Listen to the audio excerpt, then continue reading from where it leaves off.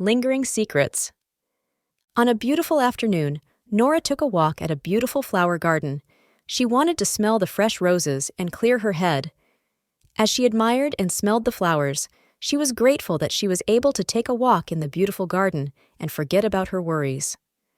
Just a few days ago, her place of business caught fire and burned to the ground. Nora lost everything pertaining to her business in that fire. The only property left in her name was the house her parents left for her and her late twin sister Noelle. Nora was an orphan whose parents died at a very young age. She grew up fending for herself and her late twin sister Noelle.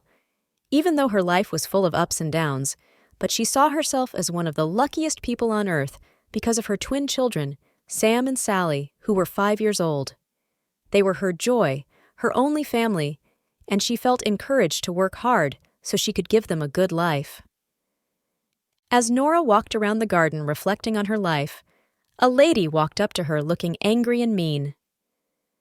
"You are Nora, right?" asked the lady, staring Nora down from head to toe. "Have we met?" asked Nora, wondering who the lady was. "I don't think so, but I'm about to tell you who I am," the lady sarcastically replied. "I'm going to be very brief and go straight to the point because I'm not here to make friends with you," she snapped. "I am Tina, Leo's wife. Surprised? And I want you to stay away from my husband. If you don't, I will teach you a lesson that you will never forget." "I don't know what I did wrong to you," Nora said. "I'm sorry if I have offended you in any way," she added. "I don't need your apology. Just stay away from my husband. I won't be nice the next time I come to talk to you about this." Tina threatened and quickly walked away. Nora was surprised that Leo's wife will come and threaten her to stay away from her husband. There was nothing going on between her and Leo. He was only a client who gave her and the twins a ride once, she thought to herself. But after seeing how angry Tina was, Nora was determined to oblige Tina and stay away from Leo. The next day, Nora ran into Leo as she was returning from an errand with a friend. Leo wanted to give them a ride, and Nora refused because she didn't want any trouble from Tina. When Leo insisted to give Nora and her friend a ride, Nora had to tell him that his wife, Tina, confronted and warned her to stay away from him the day before. "But why would she confront you?" asked Leo, not expecting a response. "I don't know. Maybe you should ask her," Nora replied, and walked away with her friend. Just when Nora thought that bad days were behind her after losing her business from a fire, another incident occurred. This time, it was Nora's house. Nora returned from an errand one hot afternoon, only to see that her house was on fire. "Oh no, not again!" screamed Nora as she watched the blazes from the fire increase. She was devastated. The infernal blaze got people running around, trying to stop the fire from spreading. Nora watched the chaos helplessly. She couldn't believe that it was less than a week ago that her place of business got destroyed by fire, and she was glad that the twins, Sam and Sally, were not present during both fire incidents. The police started an investigation about the cause of the fire. Some eyewitnesses said that they saw a woman go into Nora's house around the time the fire started, but no one was able to give a clear description of the woman. However, what baffled the police and the Nora's neighbors was the fact that her place of business and house got destroyed by fire in less than 2 weeks. As the police continued to look for more credible witnesses, they learned that one of the neighbor's daughter, who usually sit at the balcony of the house overlooking Nora's house, may have seen something. But they were unable to question her because she was unwell at the time and have temporarily lost her speech. She later flew out of the country a couple of days later for treatment. The police finally ran into a dead end in their investigation, pending when they will gain access to the neighbor's daughter and question her. Meanwhile, Nora and her kids, Sam and Sally, became homeless. They had no residence of their own, but help soon arrived when Alex offered to take them in. Alex was a successful businessman who liked Nora a lot and has been asking her out on a date, and Nora has been politely declining his request. She said she wanted to focus on raising her kids. Alex, just like everyone around Nora, could not understand why Nora has chosen to remain single. They have all wondered who the father of her children is and why she never talks about him. It was one topic that Nora did not entertain. She preferred to keep that aspect of her life private. Nora and her kids, Sam and Sally, soon moved in with Alex temporarily as his house guest. Not long after that, Alex's mother, Katrina, and his sister Ruby came to visit Alex. When Alex's mother, Katrina, saw that Nora has kids, she started to resent Nora. She didn't want her son, Alex, to be involved with a single mother, and she also thought that Nora wanted to take advantage of her son since she had no money and no means of income. So, Katrina connived with Ruby, her daughter, to make things difficult and unpleasant for Nora. Both Katrina and Ruby wanted Nora and her children to leave Alex's house. So, they set out to do things that will irritate Nora and make her leave.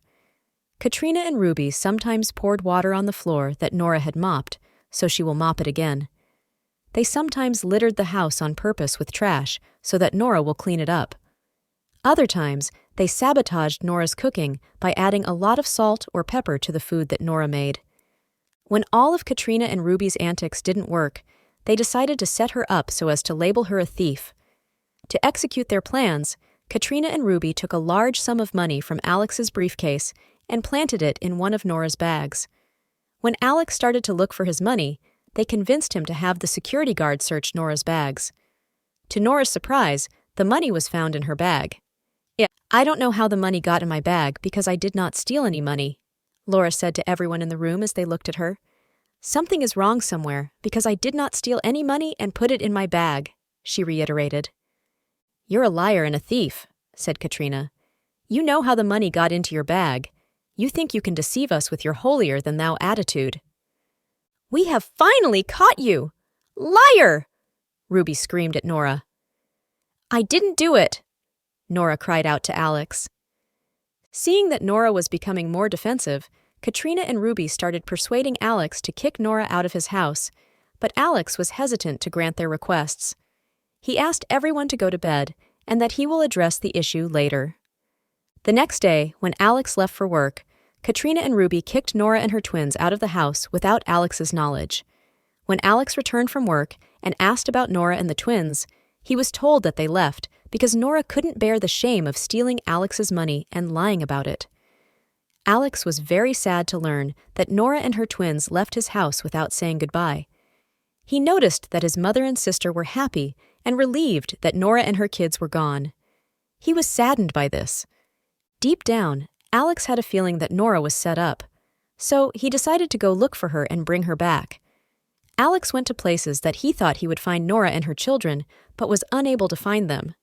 He became very unhappy because he liked Nora a lot. His mom, Katrina, and his sister Ruby saw how unhappy he was, and so they decided to introduce him to a beautiful lady to cheer him up and help him move on from his feelings for Nora, but it didn't work. They tried several times and brought multiple beautiful ladies around Alex, but he wouldn't give them any attention. He was not interested in any lady except for Nora. None of those ladies could match Nora's beauty and good character, Alex thought to himself. Meanwhile, Nora found a building that was under construction, and she decided to stay there with the twins temporarily. The building was not in a good condition for anyone to live in. Nora put a linen over the window in the room they stayed to provide a sort of shade for them against the hot sun. But the shade wasn't strong enough to prevent breeze from bothering them at night. It was a difficult week for Nora and the twins. One day, Jason, the owner of the building where Nora and the twins were staying, came to check his building and found Nora and the twins. He was very upset to find them there. "Who are you, and what are you doing in my building?" Jason angrily asked Nora, secretly admiring her. "We are temporarily staying here because we don't have anywhere to lay our heads," Nora replied. "You did not answer my question. Who are you?" Jason asked again, demanding to know Nora's identity. "My name is Nora. We lost our home in a fire and we don't have anywhere to stay," she replied. Before Jason could say anything, they heard a loud scream. It sounded like one of the twins. Sally was in trouble. They both rushed towards that direction to find out what was going on. End of part 1.